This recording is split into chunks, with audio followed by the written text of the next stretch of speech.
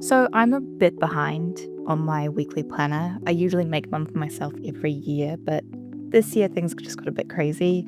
Last year, or really in 2024, I had my planner ready by like October. I was so onto it.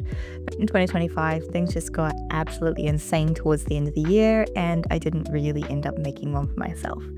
In the interim, I've been using a Kimball timeline planner. It's an A5 planner that has quite small squares. They're like 3.7 millimeters or something like that. Like, they're quite small.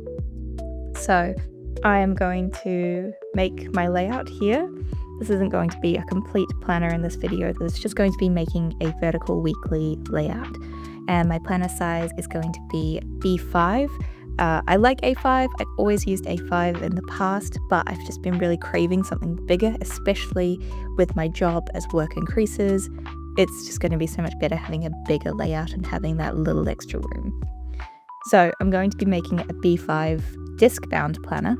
So for this, I'm going to be starting with a B4 landscape template, and then I'll put that in InDesign, and it'll be in 2 side-by-side B5 pages. So we'll select the B4 template. But something to keep in mind with the Illustrator B4 template is that this is not a true B4 size. This is B4 JIS, which is Japanese Industrial Standard. So this is not B4, don't be deceived.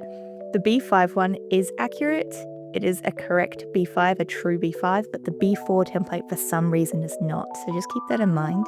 So I'm going to adjust this to make it a true B4. So that needs to be 25 by 35.3. And then I'll also just put that onto landscape. So that's going to be essentially 2 B5 pages side by side. I'm printing my planner myself, and I don't tend to worry about bleed when I'm making my own planners that I am printing myself, just because I'm going to leave a white border around the edges anyway, and I print it centered, so there's not really anything to trim off. I'm not super worried about anything being misaligned or anything like that, so I'm just going to leave the bleed at 0 and not trim anything off when I do print it. With that, I will click Create. And I'm going to make my grid. So I'm going to do a 0.5 centimeter grid for my writing. I do kind of like the size of the Kimball grid, but in my opinion, it's just a little bit too small for me. So I'm going to stick with my usual, which is 0.5 centimeter. So my grid is going to be 36 centimeters by 25 centimeters. So I'll make that, and then I'll just center that over my artboard. We'll go Object, Path, and Split into Grid. And then we are going to have 50 rows and 72 columns. And I'll just click Preview on that so you can see what we're doing. And I'm just going to adjust the color of this a bit. So I'll remove the fill. There we go. And I'll put this down to 0.5 points. And then I'll just make this 35% black. And then before I deselect it, I will group it. And I will make a new layer and log this one. So this one is my grid. I have the shortcut W remapped to the trim view so I can see what it's going to look like when I print it off. So I do have a bit of a square cut off on the edge there, but I'm actually going to be removing squares from the very border of the page just because, like I said, I'm not printing with a bleed. I'm not going to trim off the edge, and I want it to be just white around the borders so that there's nothing amiss if you look at it visually. So it doesn't matter that we have a fraction of a square there. Now I'm just going to set up some guides for my margins.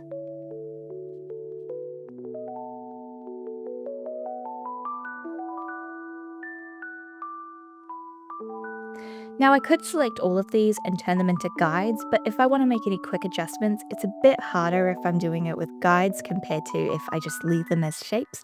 So I'm just going to leave these as shapes and make them a non-printing layer.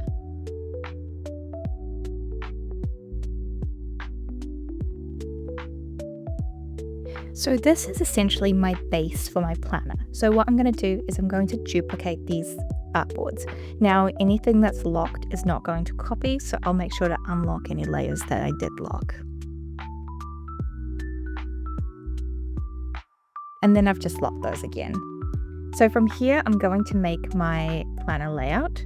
Now, the math gets really wonky when you're working with B5 sizes, A5 sizes. You need a margin for your pages because this is going to be a disc-bound planner. So for this, I have got a bit of an unconventional way of doing it. But the math does work out a little bit. So if you've ever tried to make like a vertical weekly layout before or something like that, it can get very messy. But I will just very quickly make my layout and then explain why I've made the choices that I've made.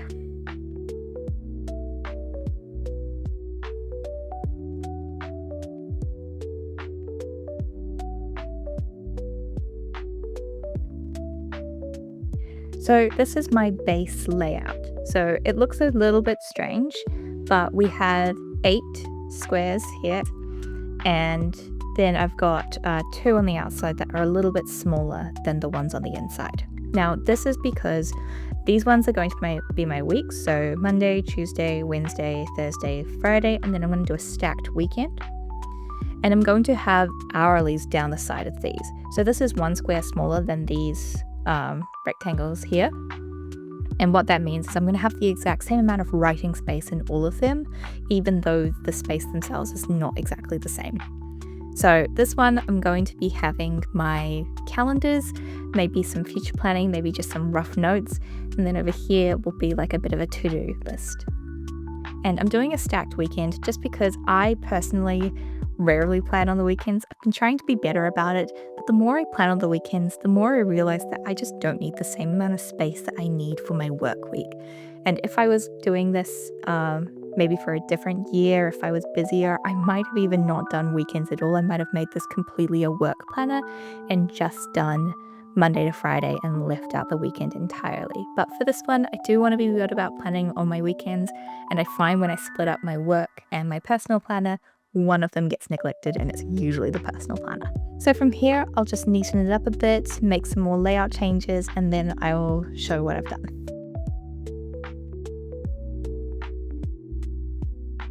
So as a brief pause, I realized that I did make a mistake with my guides here, so they should be 1 square out. This would be a little bit more difficult to change, but not impossible if I turn those into guides, but because they're just regular shapes, I can just drag it out like this. If they were guides, I would have to use the direct selection tool, select the anchor points, and then drag them out. I wouldn't be able to just select it and resize like that.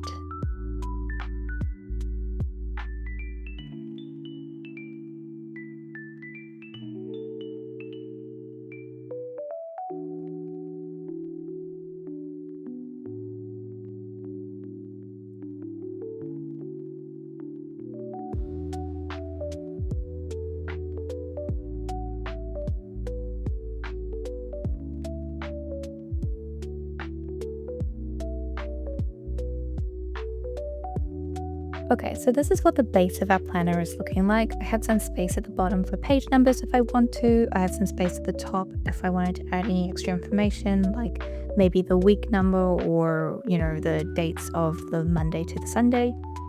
And then here I have my headers. They're 2 squares wide, tall. This is because I want to have maybe the number quite big and then day of the week and maybe the month or something like that. Now, one thing I am a little wary of that I might have to do test prints later down the line is these margins are quite small, and the printer that I'll be using does have a tendency to shift a bit, so sometimes I have to make design adjustments to accommodate that. But for now, I'm fairly confident that this will print. If not, it'll be a little close, but I could also shrink it to like 99% or something like that to make sure it does print. But overall, so far, I'm very happy about this. I've removed the squares all around the borders, and I will probably remove more squares as the design goes on. One thing is that this space would go into Adobe InDesign, so I would add all the dates, things like that, using data merge in InDesign, and then the page numbers using InDesign's page numbering feature. But for now, let's keep going and keep perfecting this layout.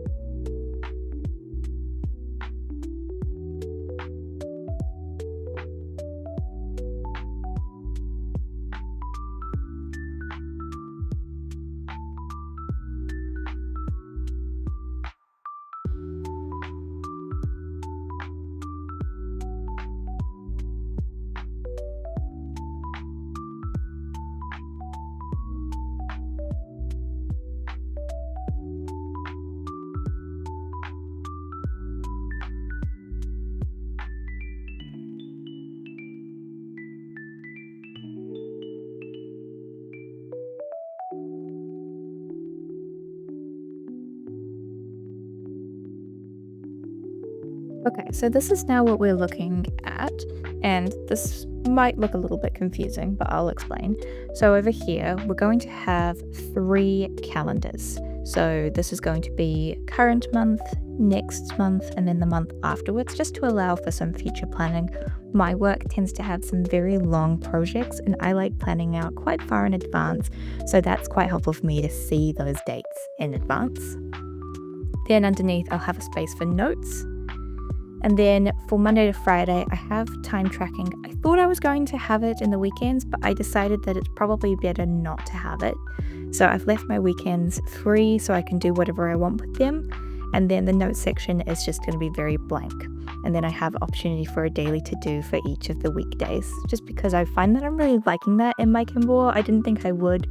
I will probably keep the same spread that I normally have in my other planners, where the next spread is going to be completely to-dos, large amounts of project tracking, whereas here I'll be breaking it down day by day, or like a broad overview. So if there's one particular project I'm working on, it'll be over here, day by day tasks, but then a proper breakdown of the macro and micro would be on the following spread.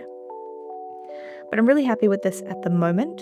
So now I think I'm going to work on my to-do list, which I might take a little bit longer to do because I haven't quite done as much math as I did for this one.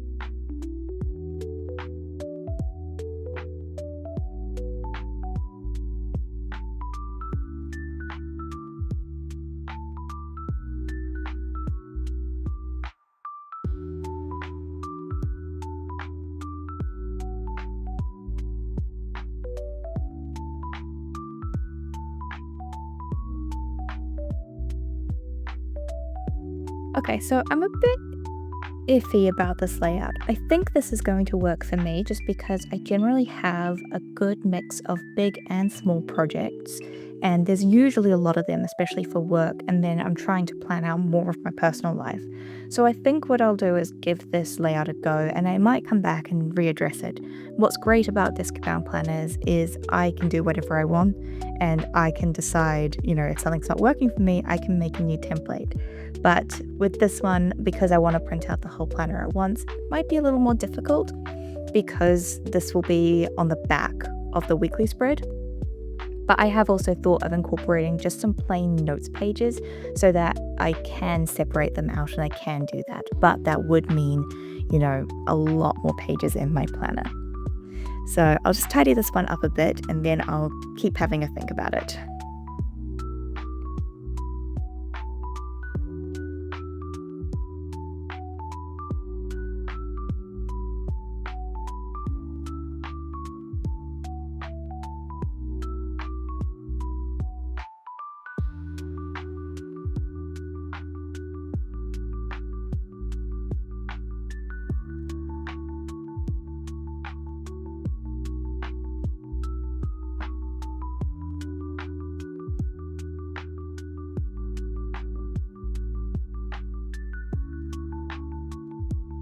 Okay, so I'm much happier with this layout, I think. I think I was overthinking it because in the past couple of weeks I've had a lot more smaller projects, but I think this is good because I would have the option to divide this up into smaller projects if I wanted to.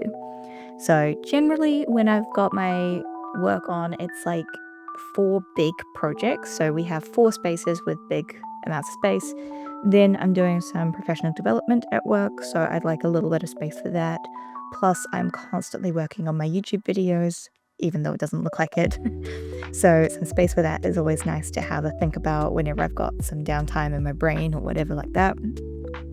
And then I'm also always thinking of ways to optimize my life. I'm planning on making myself a recipe planner. I'm planning on making myself a reflection journal, that kind of thing.